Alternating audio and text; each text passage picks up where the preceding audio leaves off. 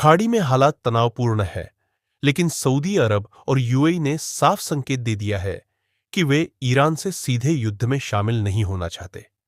America और Israel के हमलों के बाद ईरान ने जवाबी हमले किए, जिनमें खाड़ी के कुछ ठिकाने भी निशाने पर आए।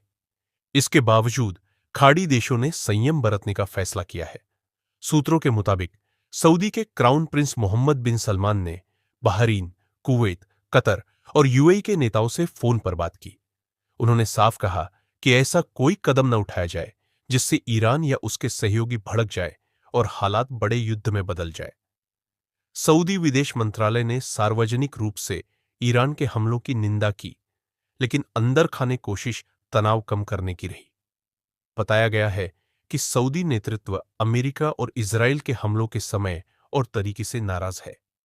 हालांकि रियाद को हमलों की पहले से जानकारी दे दी गई थी, फिर भी उसने व्हाइट हाउस के फैसले का खुलकर विरोध नहीं किया। अमेरिकी राष्ट्रपति डोनाल्ड ट्रंप के नेतृत्व में लिए गए फैसले में मिडिल ईस्ट के सहयोगियों की उन अपीलों को नजरअंदाज कर दिया गया, जिनमें कहा गया था कि समझौते की संभावना बन रही है। ओमान के विदेश मंत्री बद्र अल बुसैदी ने हमलों पर निराशा जताई। वह अमेरिका और ईरान के साथ बातचीत में अहम भूमिका निभा रहे थे। बुसैदी ने कहा कि यह कदम न तो अमेरिका के हित में है और न ही दुनिया की शांति के लिए सही है। हमले से कुछ घंटे पहले ही उन्होंने कहा था कि बातचीत में जीरो स्टॉकपाइलिंग यानी संवर्धित परमाणु सामग्री का स्टोरेज रोकने पर प्रगति हो रही है। खाड़ी देशों की सबसे बड़ी चिंता यह है कि अगर वे सीधे सैन्य कार्रवाई में शामिल होते हैं तो यमन के हूती विद्रोही भी युद्ध में उतर सकते हैं। हूती पहले लाल सागर में जहाजों पर हमले कर चुके हैं। उन्होंने गाजा युद्ध के दौरान इजराइल पर भी हमले किए थे। हालांकि बाद में एक समझौते के तहत ये हमले रोक दिए गए। रियाद के डिफेंस एक्सपर्ट्स का मानना है कि अगर सऊदी अरब खुद को जंग से दूर दिखाता है तो हूती भी जंग में कूदने से बच सकते हैं। इसी वजह से सऊदी नेतृत्व न्यूट्रल रवैया अपनाए हुए है।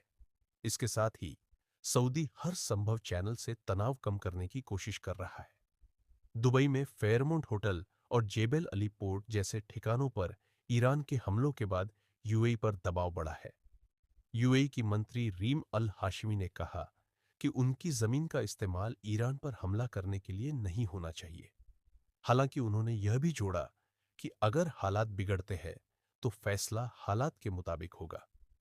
कतर के पूर्व प्रधानमंत्री हमद बिन जासिम ने भी खाड़ी देशों से अपील की है कि वे सीधे टकराव से बचें।